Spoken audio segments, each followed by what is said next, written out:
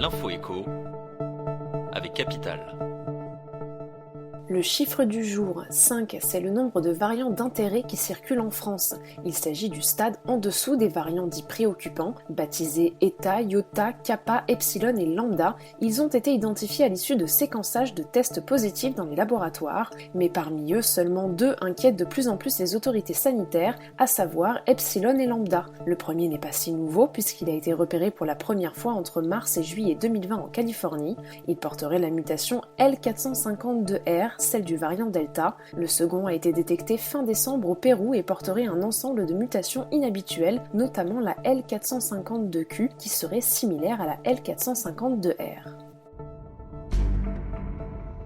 Le coup de gueule du jour est poussé par les titulaires d'un abonnement TGV Max. Depuis quelques semaines, les 16-27 ans réglant 79 € par mois pour voyager en illimité semblent ne plus pouvoir réserver de billets de train. Il n'y aurait pas assez de places disponibles à bord. Même en s'y prenant plusieurs semaines en avance, impossible de trouver des sièges, et ce pour n'importe quelle destination. Face au manque de billets et au tarif des places restantes, certains usagers ne cachent pas leur mécontentement. Sur les réseaux sociaux, les critiques envers le service et la SNCF se font de plus en plus nombreuses.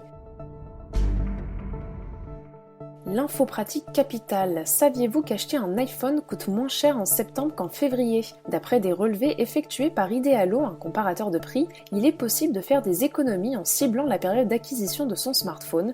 Pour les produits Apple, les meilleures affaires se font entre juillet et janvier. A l'inverse, la période de février à août serait la moins rentable pour changer de smartphone. Et si vous êtes plutôt Samsung, sachez que les meilleurs rabais pour les téléphones ont lieu en novembre. En moyenne, vous pourrez économiser 10 à 20% du prix d'achat en choisissant la bonne période pour votre achat.